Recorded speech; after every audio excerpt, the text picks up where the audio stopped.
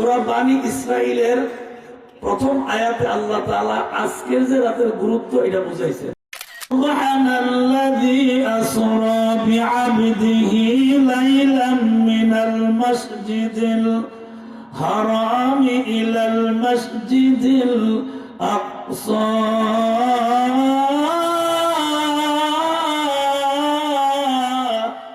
আপনাদের কপাল কত ভালো। আমি আমার আইডিতে আজকে লিখছি জুমার নামাজের আগে যে দুরুল গ্রামবাসী ভাগ্য ভালো যে মাহফিলের রাত্র মেরাজের রাত্র। এই আয়াতের দ্বারা আল্লাহ তাআলা বুঝাইছেন, কি বুঝাইছেন? সুবহানাল্লাযী, পবিত্র সে মহান সত্তা। কারণ মানুষ আমরা পবিত্র হই, আবার কোনো কোনো সময় অপবিত্র হই, কিন্তু আল্লাহ বলছেন যে আমি আল্লাহ অপবিত্র থেকে মুক্ত। আয়াতের প্রথমে আল্লাহ পাক বলছেন পবিত্র সেই মহান সত্তা। আসরা, ভ্রমণ করাইছেন, এসরা করাইছেন, সফর করাইছেন, ঊর্ধ্বগমন করাইছেন, আর সে আজিম পর্যন্ত নিয়ে গেছেন। সুবহানাল্লাহ বলবেন না? নিয়ে গেছেন কাকে? বিআবদিহি, তার আপন বান্দাকে, তার আপন বান্দাকে, তার রাসূলকে, তার হাবিবকে, তার নবীকে। সুবহানাল্লাহ, সুবহানাল্লাহ। আল্লাহ এই নবীকে এত ভালোবাসতেন এই আয়াতের মাধ্যমে বুঝাইছেন। সমস্ত নবীদেরকে আল্লাহ ভালোবাসেন, সমস্ত নবীরা মাসুম, কোনো সন্দেহ নাই, কিন্তু এই নবীকে যে বেশি ভালোবাসতেন আজকে রাতের গুরুত্বপূর্ণ বুঝাইতে যায় কোরআনের আয়াত দিয়ে আল্লাহ বুঝাইছেন। আপনার সম্মানিত এই আয়াতের দ্বারা বুঝাইছেন বিআবদিহি লাইলাম, রাতের সামান্য একটু অংশে, রাতের বেলায়, মিনাল মসজিদুল হারাম, মসজিদুল হারাম থেকে ইলাল মসজিদুল আকসা, মসজিদুল আকসা পর্যন্ত। বাকি আয়াতে আল্লাহ তাআলা আরো অনেক কথা বলছেন। তো এই আয়াত আমি যতটুকু পড়ছি, এই আয়াতের শেষ দিকে দুইটা মসজিদের কথা আছে। জোরে কোন কয়টা? দুইটা মসজিদের কথা আছে। একটার নাম হলো মসজিদুল হারাম, এটা কাবা শরীফ। জোরে পড়ে কোন শরীফ? কাবা শরীফ। এই আয়াতের ভিতরে দুইটা মসজিদের কথা আছে। প্রথম মসজিদ মসজিদুল হারাম, যেটাকে আমরা মক্কা শরীফ বলি বা কাবা শরীফ বলি। তো এই কাবা শরীফ পৃথিবীর মধ্যে সবচেয়ে দামি ঘর। যেই ঘরটার ভিতরে সামনে, ঘরটাকে সামনে নিয়ে ফালিয়াবুদু রাব্ব হাযাল বাইত, যেই ঘরটাকে সামনে নিয়ে কোনো মানুষ যদি সিজদা দেয়, নামাজ পড়ে, নামাজ আদায় করে, এবং আমাদের কিবলা ওই ঘরের দিকে, ঠিক কিনা? সুরে কর ইন্নী ওয়াজ্জাহতু, নিশ্চয় আমি মুতাওয়াজ্জিহ হচ্ছি, ওয়াজহিয়া লিল্লাযী ফাতারাস সামাওয়াতি ওয়াল আরদ হানিফা ওয়া মা আনা মিনাল মুশরিকিন। এই আয়াতের দ্বারা আল্লাহ বুঝাচ্ছেন যে তুমি তো মুতাওয়াজ্জিহ হচ্ছ ওই দিকে যেদিকে কিবলা। আমরা কিবলার দিকে মুতাওয়াজ্জিহ হয়ে নামাজ পড়ছি, এবং এই আয়াতের দ্বারা আল্লাহ তাআলা বলছেন যে তুমি নিজে স্বীকার করছো যে ওয়া মা আনা মিনাল মুশরিকিন, আমি কিন্তু মুশরিকদের অন্তর্ভুক্ত নই। সুবহানাল্লাহ করবেন না? আমরা কি মুশরিক না মুসলমান? মুসলমান। আমি যে আয়াতটা পড়ছি, আমরা যে নামাজের মুসল্লায় পড়ি, এটা কিন্তু কোরআনের একটা আয়াত, এটা কিন্তু কোনো কিচ্ছা কাহিনী, এটা একটা কোরআনের আয়াত। তো আমি যে কথাটা বোঝাতে চাইলাম, প্রথম মসজিদের ভিতরে 1 রাকাত নামাজ পড়লে 1 লক্ষ রাকাতের সওয়াব। আর জোরে কোন সুবহানাল্লাহ। 1 রাকাত নামাজ পড়লে 1 লক্ষ রাকাতের সওয়াব। 2 নম্বর আল্লাহ বলছেন ইলাল মসজিদুল আকসা। তো ইলাল মসজিদুল আকসা বলতে মুসলমানদের প্রথম কিবলার নাম মসজিদুল আকসা, যেটা বর্তমানে ফিলিস্তিনে ইসরায়েল আগ্রাসন, তারা এটাকে চতুর্দিক দিয়ে বেষ্টন করে আছে, মুসলমানদেরকে ঠিকঠাক ভাবে নামাজ পড়তে দেয় না। অবশ্যই এটা মুসলমানদের প্রথম কিবলা। জোরে কর, মুসলমানদের প্রথম কিবলা। এই 2 মসজিদের কথা বুঝাইতে যে আল্লাহ পাক বলছেন, ও পৃথিবীর মানুষ শোনো, যেই নবীর উম্মত হইয়া তোমরা দূর হইল, গ্রামবাসীর উদ্যোগে সুন্নি মহাসম্মেলনে বসে রইছো, অথবা মাহফিলে আসবেন, আসতেছেন, আলেম, বক্তা, শ্রোতা সবাই, আল্লাহ পাক তাদেরকে লক্ষ্য করে বলছেন যে এই রাতের এত গুরুত্ব, এই মাহফিল যারা করে তাদের কপাল এত ভালো যে একটা ভাগ্য রজনীতে এই মাহফিল অনুষ্ঠিত হইতেছে। এবং কোরআনের আয়াত দিয়া এই প্রমাণ করে আয়াতের গুরুত্বের কারণে আল্লাহ তাআলা এই সুন্নি মহাসম্মেলন বলেন আর মাহফিল বলেন যাই বলেন, এটার কারণে কবরবাসীর আযাব আল্লাহ পাক মাফ করে দিবেন।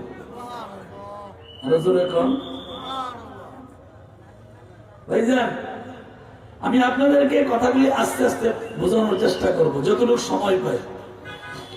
আমাদের প্রধান আকর্ষণ ওসমান গনি সালি সাহেব, উনি অনেক বড় মাপের আলেম, উনি চলে আসবেন, আমার পরপরই কথা বলবেন।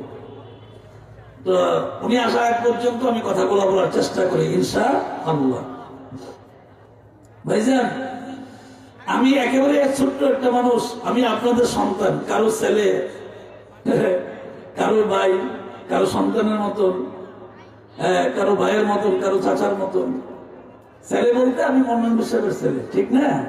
কিন্তু আমাকে তো অনেকে আবার নিজের সন্তানের মতন আদর করে, দেখলে সম্মান করে, আদর করে, ভালোবাসে।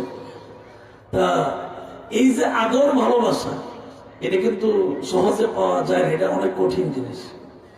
এবং আল্লাহ যাকে কবুল করেন এইভাবে পায়। আমার বড় ভাই সৈয়দ মিজানুর রহমান পীর সাহেব, সহজ সরল মানুষ, ওনাকে আপনারা পুরো এলাকার মানুষ সম্মান করে, এটা আল্লাহর পক্ষ থেকে। মানুষকে সম্মান করে, এটা আল্লাহর পক্ষ থেকে একটা পাওয়া জিনিস। ভাইজান, এই আয়াতের দিকে লক্ষ্য করে আমি আপনাদেরকে স্বাভাবিকভাবে যে কথা বোঝাইতে চাই, আপনাদের বিবেকের কাছে আমার একটা প্রশ্ন, এই নবীর আগে কোন নবীকে আল্লাহ আসমান তথা আরশে আজিম পর্যন্ত ভ্রমণ করেন নাই? শুধুমাত্র এই নবীকে করাইছেন, তাও রজব মাসের 26 তারিখ দিবাগত রাত, নবীজির 52 বছর বয়সে আজকের সেই রাত। সুবহানাল্লাহ। তো কেন করাইলেন? একটা প্রশ্ন আসে না যে আগে কেউ করাইছে না, ওনারা নিল কেন? ওনারা নেওয়ার প্রথম কারণটা হইল যে আল্লাহ তাআলা ওনার সম্মান বুঝাইতে যায় আল্লাহ মেরাজ করেছে। কথাটা বুঝলে উত্তর দিবেন। আল্লাহ এই নবীর সম্মান ইজ্জত বুঝাইতে যায় আল্লাহ কি করছেন? ঊর্ধ্বতম মেরাজ করেছেন। ওনার সম্মান, ওনার ইজ্জত পৃথিবীর কিয়ামত পর্যন্ত যত উম্মত আসবে তাদেরকে বোঝার জন্য, নবীর সম্মান ইজ্জত বোঝার জন্য আল্লাহ তাআলা ওনাকে মেরাজ করেছেন। খেয়াল রাখতে হবে। তাহলে ওনার সম্মান কিন্তু সাধারণ সম্মান না। কি বলেন? সাধারণ সম্মান না। আজকে কত সুন্দর প্যান্ডেল, কত সুন্দর লাইটিং, পোস্টার। আমাকে অনেকে ফোন করে বলছে যে দুরুল মাহফিলের পোস্টার এত সুন্দর।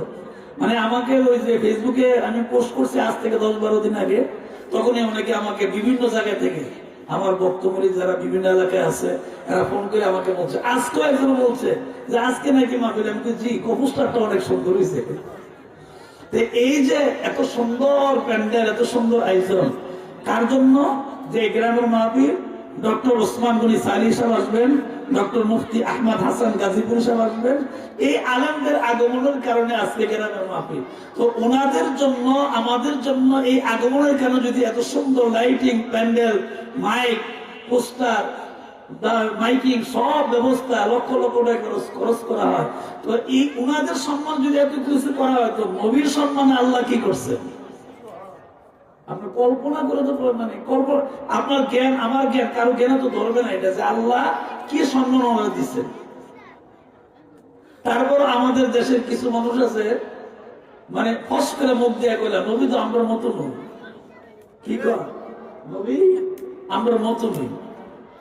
আরে আমরা কোন কি বলার আগে আপনার মতন হবে কেমনে? কারণ আপনার গ্রামের যে সর্দার, তার মর্যাদা আপনার মর্যাদা এক না। আপনার গ্রামের যে মসজিদের ইমাম, ওনার মর্যাদা আপনার মর্যাদা এক না। উনি যে চেয়ারে বসতে পারে, আপনি কি চেয়ারে বসতে পারবেন? উনি তো প্রতি জুমায় মিম্বরে চেয়ারে বসে খুতবা দেন, তো আপনি গিয়ে দেন। এটা উদাহরণ বুঝেছি, উদাহরণ। গ্রামের যে রকম এক এক মানুষের এক একটা সম্মান, মানে তার শিক্ষার উপরে, তার ভালোবাসা, আন্তরিকতা, আচার ব্যবহারের উপরে, ঠিক না? কোন কোন মানুষ দেখবেন অশিক্ষিত, কিন্তু ব্যবহারের কারণে সে একটা চেয়ার পায়, পায়নি? পায়। আবার কোন কোন জায়গায় দেখবেন উচ্চ শিক্ষিত, কিন্তু ব্যবহার এত খারাপ, আর দেখবে 14 বার আইসি তো মরাটা সামনে আসেনি, এরকম। এই ব্যবহার এমন একটা জিনিস, মুহাম্মদ রাসূলুল্লাহ সাল্লাল্লাহু আলাইহি ওয়াসাল্লামের ব্যবহারের কারণে শ্রেষ্ঠ নবী হয়ে গেছে। সুবহানাল্লাহ। কাফেররা পর্যন্ত কইছে, আরে এটা কয় কি? মানুষ আবু জাহেল তো পাগল, আর পাগল বুঝে হতে পারে নাকি? সুবহানাল্লাহ। নবীজির ব্যবহারের কারণে কাফেররা শুধু ব্যবহার দিয়েই মুসলমান হয়ে গেছে। এই জন্য মুখটা ফসকে এই কথা বলা যাবে না যে নবী আমারই মতন, নবী নবীর মতন, আমি আমার মতন, ঠিক না? নবীর সাথে পৃথিবীর কোন সৃষ্টিজীবের তুলনা করা যাবে না, তুলনা করলে ইমান থাকবে না। এই আয়াতের দিকে লক্ষ্য করে কিন্তু আমি কথা বলছি। দুই নম্বর কারণ হলো নবীজির মক্কার 53 বছর বয়সের ভিতরে শেষ 13 বছর মক্কার 53 বছর জিন্দিগির শেষ 13 বছর মক্কার মানুষগুলো অনেক কষ্ট দিছে, ওনাকে গালি মন্দ বলছে, ওই ঘরের ভিতরে আটকাইয়া গৃহবন্দী করে রাখছে 3 বছর, বিভিন্ন ভাবে নির্যাতন করার কারণে। এই 2 নম্বর আরেকটা কারণ, নবীজিকে আল্লাহ পাক ম্যারেজ করেছে। 3 নম্বর কারণ, নবীজির একজন চাচার নাম ছিল আবু তালেব, কিন্তু আবু তালেব কাফের, কিন্তু সে কিন্তু মুসলমান নয়, সে কাফের অবস্থায় মৃত্যুবরণ করছে। আবু তালেব নবীজির বেশি আদর করত। কেমন আদর করতো? আমি ছোট্ট উদাহরণ অনেকগুলো আছে, আমার সময় কম, ছোট্ট একটা উদাহরণ দিই। নবীজি রাতের বেলায় বিছানায় ঘুমায় রয়েছে, উনি ঘুম থেকে উঠে দেখে যে ওনার চাচার বিছানায় উনি ঘুমায় রয়েছে। সুবহানাল্লাহ করবেন না? খুব খেয়াল করেন, নবীজির নিজ ইচ্ছায় চাচার বাড়িতে বিছানায় ঘুমায় রয়েছে। এখন ঘুম থেকে উঠে দেখে যে উনি চাচার বিছানায় ঘুমায় রয়েছে। চাচা আবু তালেবকে প্রশ্ন করছে, চাচা আমি তো আপনার বিছানায় ঘুমাই নাই, আমি তো ঘুমাইছিলাম ওই ঘরে, ওই বিছানায়, তো আমি ঘুম থেকে উঠে দেখি আপনার বিছানায়, ব্যাপারটা কি? এটার কারণটা কি? এটা হিকমত কি বলেন? চাচা ডাক দিয়ে বলছে, মক্কার অবস্থা খুব খারাপ, তোমাকে মারার জন্য কাফের সর্দাররা পায়তারা করতেছে, তো তুমি যে আমার বাড়িতে থাকো এটা কিন্তু এরা জানে, তো আমি তোমার নিরাপত্তার জন্য আমি তোমার বিছানা থেকে ঘুমন্ত অবস্থায় কুলে করে আমার ঘরে আমার বিছানায় এনে শোয়া রাখছি, আর আমার নিজের সন্তান গুলারে তোমার বিছানায় শোয়াচ্ছি, মারলে আমারটার মারো, তো তুমি বাচ্চা থাকো। সুবহানাল্লাহ বলবেন না? নিজের সন্তানের চেয়ে বেশি আদর করতো, এটা প্রমাণ হয়েছিনি, সন্তানের চেয়ে বেশি আদর করতো। আরো অনেক প্রমাণ আছে, এগুলি বললে আমার মূল কথা বলতে পারবো না। তো অনেকগুলা প্রমাণের ভিতরে এটা একটা প্রমাণ যে নিজের সন্তানের চেয়ে উনি কি বেশি, নবীকে বেশি ভালোবাসতেন। মৃত্যুর সময় নবীজি কানে কানে বলছিলেন, চাচা আপনি তো কালিমা পড়েন নাই, ইমান তো আনেন নাই, তবে আপনি আমাকে যে আদর করছেন, আমার মা বাবা ছিল না, আমার মা বাবা নাই, আমি এতিম, এই জন্য আপনি আমার বেশি আদর করছেন, ছেলের মেয়ের চেয়ে বেশি। তো একটা কথা আপনার কাছে বলি, আমি এই মুহূর্তে আপনি আমার কানে কানে কালিমাটা পড়েন, আমি আল্লাহর কাছে বলবো যে আমার চাচা মৃত্যুর সময় কালিমা পড়ে মারা গেছে, আল্লাহ আপনার মাফ করে দেন, আমি এই কথাটা বলবো। আর আমি বললে আল্লাহ কখনো আপনাকে জাহান্নামে দিবে না। চাচা ওই খাইরিহি ওয়া শাররিহি মিনাল্লাহি তাআলা ওয়াল বাসি বাদাল মাউত, এই তো কপাল তকদির থাকা লাগবে না, এটা কপালের নাই। চাচা মুসে একটা হাসি দেখো, ভাতিজা রে আমি চাই না মরণের সময় বাপদাদা ধরনের মধ্যে একটা সুনকালি মেরে দেবো, এটা চাই না, মানে কপালে নাই আর কি। তো নবীজি অনেক দুঃখ করে বসতেন, চাচা আমি চাইছিলাম আপনাকে জান্নাতের মেহমান বানাই দিই, কিন্তু পারলাম না, আপনিও গ্রহণ করলেন না। তারপর আল্লাহ পাক বলছেন, নবী গো আপনার চাচার ব্যাপারে আমি এতটুকু পর্যন্ত ছাড় দিব যে আমি আপনাকে জাহান্নামের পুরোপুরি আযাব দিব না, আপনাকে মহব্বত করার কারণে, আপনাকে মায়া করার কারণে, জীবনের যে সে ভালোবাসে আপনাকে, এই জন্য শুধুমাত্র জাহান্নামের 2টা জুতা তার পায়ে পরাই দিব, এবং সোমবার দিন আমি আল্লাহ তার কবরের আযাব লাঘব করে দিব, কমায় দিব। সুবহানাল্লাহ বলবেন না? একটা কাফের, খেয়াল করেন, সে কাফের, যদিও নবীজির চাচা, সে কি কাফের, কাফের হওয়ার পরও নবীজির মায়া ভালোবাসা মহব্বতের কারণে চাচার আযাব একেবারেই কমাই দিছে। কিসের কারণে? ভালোবাসার কারণে। আল্লাহ আল্লাহ। সে 3 নম্বর কারণ হইল ওই চাচা ওই সময় মারা গেছে। নারে তাকবীর, নারে রিসালাত। আল্লামা হযরত মাওলানা মুফতি উসমান গনি সালি সাহেবের আগমন। নারে তাকবীর, নারে রিসালাত। দুরুল গ্রামবাসীর পক্ষ থেকে হুজুর চলে আসছেন, এই যে সান্ধ্যদা চলে আসছেন হুজুরে, মারহাবা হুজুরে কোন হুজুর চলে আসছেন ইনশাআল্লাহ। অনেক বড় মাপের আলেম, কথা শুনলে বুঝলেন যে কত বড় আলেম উনি। তো আমি যে কথাটা বোঝাইতে চাইলাম, 3 নম্বর কারণ ছিল নবীজির চাচা মারা যাওয়ার কারণে, নবীজির মাও নাই বাপও নাই, চাচাও মারা গেছে, নবীজির মনটা ছিল খুব দুর্বল, মন খারাপ, মন দুর্বল। এই মেরাজে আল্লাহ পাক ওনাকে নেওয়ার পেছনে 3 নম্বর কারণ ছিল আল্লাহ তাআলা প্রিয় হাবিবের মানে মন দুর্বল করার কারণে আল্লাহ তাআলা ওনাকে ঊর্ধ্বগমন করাইছিলেন। 4 নম্বর কারণ, 4 নম্বর কারণ হলো যে আল্লাহ তাআলা ওনাকে ঊর্ধ্বগমন করানোর যে কারণগুলো, এর ভিতরে 4 নম্বর কারণ হলো যে উনি ঊর্ধ্বগমন করার আগেই ওনার কলিজার টুকরা আপন বিবি, সবার বয়সে যিনি বড় ছিলেন বিবিদের ভিতরে, নবীজির বিবিদের ভিতরে, স্ত্রীর ভিতরে সবচেয়ে যিনি বড় ছিলেন উনি ছিলেন আমাদের মা খাদিজাতুল কুবরা রাদিয়াল্লাহু তাআলা আনহা। সুবহানাল্লাহ বলবেন না? আল্লাহু আকবার, আল্লাহু আকবার। উনি কেমন ছিলেন একটা উদাহরণ দিই।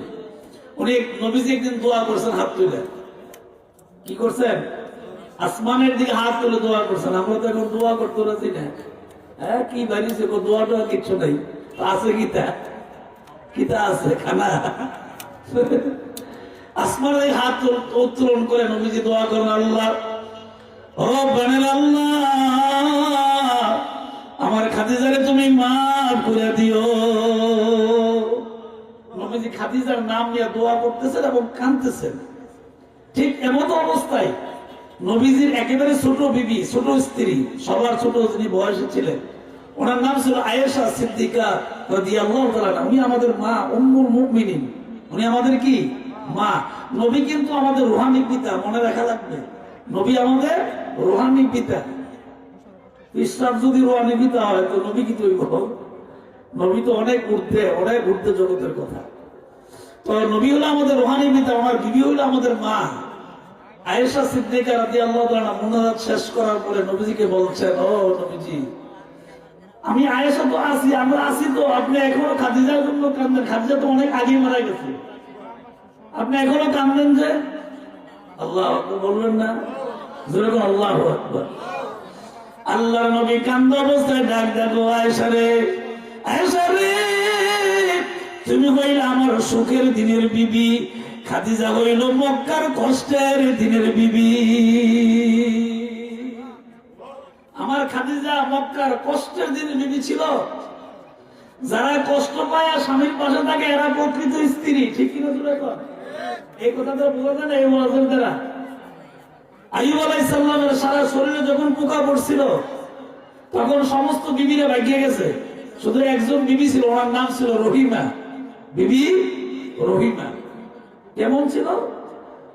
আইয়ুব আলাইহিস সালামের সমস্ত শরীরে পোকা, আল্লাহর পয়গম্বর আল্লাহর কাছে কোনো কিছু বলে না। যেই মাত্র জিহ্বার ভিতরে এসে পোকা ধরছে, আল্লাহকে ডাক দেখো, আল্লাহ গো, সারা শরীরে পোকা ধরলো, কিছু বলি নাই, আমার মুখ থেকে কোনো কিছু বের হয় নাই, যেহেতু তুমি আমার পরীক্ষা করছো। ও আল্লাহ, জিহ্বার ভিতরে পোকা ধরে গেছে, আমার জিহ্বাটা যদি ধ্বংস হয়ে যায়, আমি তুমি আল্লাহর নামে কেমন করে জিকির করবো? লা ইলাহা ইল্লাল্লাহ, পর লা ইলাহা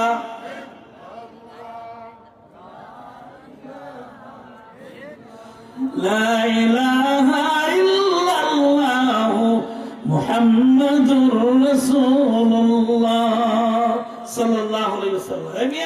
বিবি রহিমা মাথার চুল দিয়া পর্যন্ত স্বামীর শরীরের পোকাগুলি আস্তে আস্তে করে এইভাবে ঘষে মাঝে সরাইছেন, জিহ্বা দিয়া পর্যন্ত কাটছেন মিয়া। হ্যাঁ, তারপর স্বামীর কাছ থেকে দূরে চলে যায় নাই। আর আমাদের দেশের কিছু বিবি আছে এরকম, বিদেশ থেকে লাখ লাখ টাকা স্বর্ণ পাঠালো, ব্যাংকে থেকে আরেক বেটার লোকে আসেনি এই কারবার না। আমরা এলাকার মানুষ তো ভালো, আমি বিভিন্ন সময় শুনি, এটি খুশি আর কি। হ্যাঁ, স্বামীর আনুগত্য কারে কয়? বিবি রহিমার থেকে জেনে নেন। স্বামীর আনুগত্য কারে কয়? নবীজির কলিজার টুকরা স্ত্রী খাদিজাতুল কুবরা থেকে জেনে নেন, ইতিহাস পড়েন। নবীজির স্বামীর আনুগত্য কারে কয়? আয়েশা সিদ্দিকা রাদিয়াল্লাহু তাআলা জীবনী পড়ে দেখেন। আর স্বামী আনুগত্য কেমনে করতো? নবীজি বলছেন, আয়েশা গো, তুমি তো আমার সুখের দিনের বিবি, আর আমার খাদিজা ছিল আমার কষ্টের দিনের বিবি। এক। 2 নম্বর, আমার খাদিজার সাথে আমার তখনই বিয়ে হয়েছিল, আমার বয়স তখন 25 বছর, আর আমার 40 বছর বয়স আমি নবুয়তি পাইছি, মানে আল্লাহর পক্ষ থেকে আমার উপরে কোরআন নাজিল করা হয়েছে। ও আয়েশা, যখন আমি দ্বীনের দাওয়াত দেওয়া শুরু করছি, মক্কার অবস্থা খুব কঠিন, ঠিক ওই কঠিন সময় 1 নম্বর আমার খাদিজা আমার পাশে ছিল। 2 নম্বর, মক্কার সবচেয়ে ধনাঢ্য ব্যবসায়ী ছিল খাদিজাতুল কুবরা, তার যত সম্পদ ছিল সব আল্লাহর নামে, রাসূলের নামে, ইসলামের নামে সব আল্লাহর রাস্তায়, আল্লাহর রাস্তায় দান করে দিয়েছে। সুবহানাল্লাহ। আর জোরে কোন সুবহানাল্লাহ। মাশাআল্লাহ। সুবহানাল্লাহ। নারে